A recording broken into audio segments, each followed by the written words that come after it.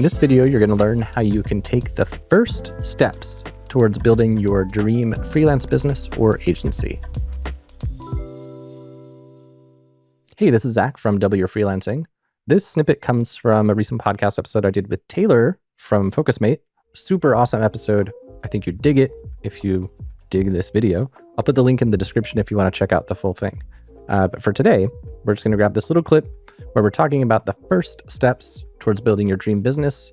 Taylor shared a lot of really interesting insights that I don't think people really talk about, like the business start your dream thing, guru, inspiration, etc. People don't talk about so much. So wanted to share this with you. And yeah, let's dive in. So let's get a little bit more tactical with this. If we take all this kind of background that we've given and we merge it in with the end goal of like how to build your dream business, how to grow an awesome life or whatever, what are the things we need to give like a step-by-step on before the episode's over?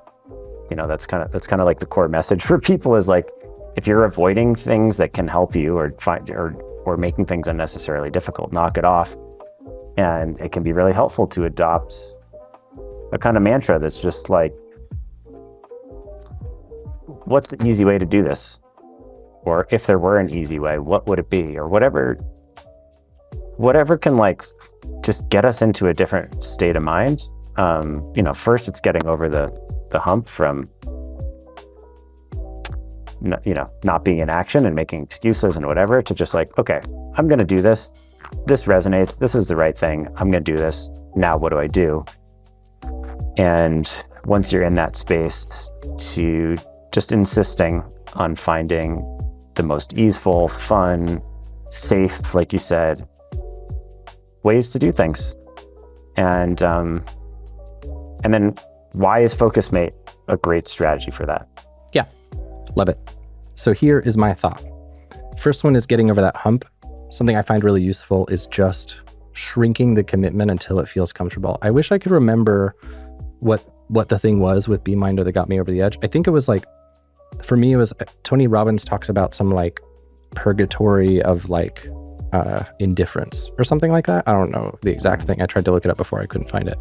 But basically it's like that exercise Taylor said earlier of like, do you really want this? Should you just delete it? I take these walks pretty often. I ask myself like, dude, you keep saying you want to do this and you're not doing it. Like, should you just delete it? I'm like, no, I don't want to delete it, but I also don't want to do it. It's like that middle ground where you're not fired up about it, but you also, you do want it. And that one's tough. So we're going to just table that for a moment. But getting over the first hump, if this thing is important, like if you have a big goal, at the end of the day, there are two buckets of things you can do, which is a step of you trying towards it, and another bucket is you not doing that. And ultimately, anything you do in this bucket, even if it's the wrong thing, it still is helpful because you put your intention behind your action. But if you're like me, and sometimes it feels like making a big commitment is too much, something I find useful is just, as I say, shrinking it down. So if I were to say, like, let's say you came on an accelerator session and Zach says you're supposed to book 10 Focusmates this week to work on this thing, and you're about to go about your life and go, oh, that feels like too many. I find just like shrinking it and keep shrinking it until it feels like, are you willing to commit to it? So like a good example is cold email. If you want to do cold email well, you should send many thousands, but probably that's not a good first goal. And ultimately for most people, it's like, you just need to click send the first time. You don't need to build a whole architected system because that puts more barriers. You literally just need to click send to somebody you've never met before. And that is scary enough alone to warrant a big checkbox. So to me, I feel like getting over that first hump is just shrinking the commitment, shrinking the promise, and shrinking the expectation. Like, you succeed by doing anything. So if you send a cold email, the like success check bar, like the success KPI, whatever, it's not, did this cold email result in a client? It's, did I send a cold email? Did I do a scary thing? And the more that you can put that checkbox only reliant on actions you took, and the more you can shrink those actions to feel easier and safer, the better everything is, because it feels better, you'll be more successful, you'll take more action, it'll grow more, everything's good.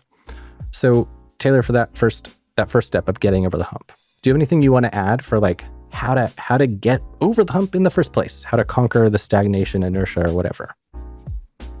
I think you nailed something that's incredibly valuable, which is like find really, really small steps. And one of the places a lot of us get stuck is we write, like, I think to-do lists are great, but one of the ways we kind of mess them up is, imagine you want to learn a new skill and you found a course and you signed up for the course. And now in your to-do list for today, you write, do the course. Well, let's assume this course is like a 6-week course. You can't actually do the course today, right? And there's something very intimidating and overwhelming and confusing even about reading a to-do that you gave yourself, which you cannot do. So, you know, this is one of my hacks for myself is I try to write my to-dos in a way that are like, I'm programming a really dumb robot. Like, write this thing in such a way that I turn myself into the robot and I execute it. So it's like, okay, the to-do is, you know, 15 minutes of module 1 of the course, right? So that certainly helps. Being specific, making it really small. Absolutely. And one thing I want to add, I can't believe I didn't say this. It's such a great promotion for Focusmate. How could I not have said this? What I do is, and this is not me bullshitting you, I'm not just saying this to promote Focusmate. What I did before we ever even talked is I'll set goals that are like schedule X Focusmate sessions for blank thing. And that was like literally my weekly goals is it would be spend 10 Focusmates on this course. And what I have now for course students who join our courses is like I give them a raffle ticket to win like free freelancer stuff if they send me a screenshot of them scheduling 2 blocks where they're going to just like go through the course.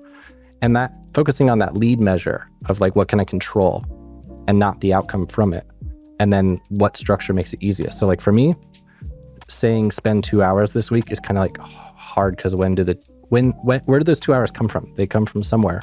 And that's why doing something like spend 2 Focusmates on this is great because I'm not promising I'm going to get through a module or a lesson or even have an insight. All I'm promising is that I'm going to show up for 1 hour and 40 minutes to bang my head against this wall, maybe get nothing at all done, that kind of thing. Yeah. Well, I think I like that you made that really concrete, but what we're talking about is setting process goals as opposed to outcome goals. And that's a skill. Like you have to learn how to break things down and find a process that supports you to make progress. But ultimately, like anything is accomplished through some process that allows you to make consistent progress. And I think you're right. Like this is one of the things that's magical about Focusmate is that even if you're really struggling to break down your goal into smaller steps, you can just say, I'm going to book a Focusmate session. That's my first step.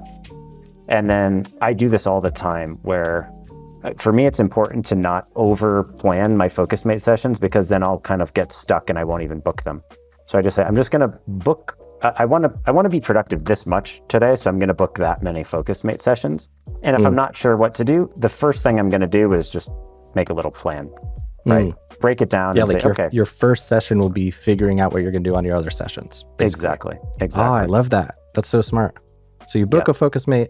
Maybe if someone wants to book a lot of Focusmates, they could book a Focusmate, only one, wherein they book other Focusmates. Perhaps that's the smaller first step. And then you never escape. But that is a good hack for me where I'll get on and I'll be like, oh, I have to tell my Focusmate partner what I'm going to do. And if I don't know the answer, then I just tell them, hey, I'm going to make a plan, you know, for the rest of the session, the rest of my day. We also have, Focusmate has 25-minute, 50-minute, or 75-minute sessions. If I'm feeling really stuck, I'm going to book a 25-minute session because, you know, what we've talked about is moving from the stuck place to the in motion place and the importance of that, both psychologically and practically. So 25 minutes is nothing, but oh my God, how much better you feel after you got in action and you just got a little momentum going and then suddenly the floodgates open often. Totally. Yeah. Something I was doing for a while is like, I would only schedule one Focusmate a day, but very first session to get the momentum. Something I want to highlight that you said that I think is really cool.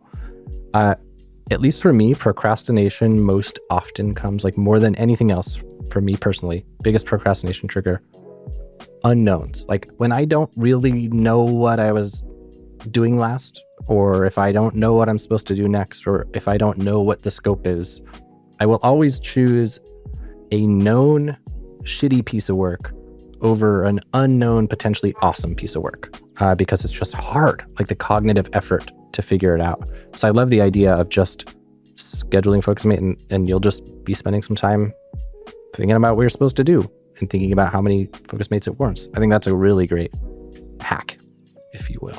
So hopefully you found that helpful. I'd love if you leave a comment below with what stuck out to you or what your own experience has been grappling with this kind of stuff.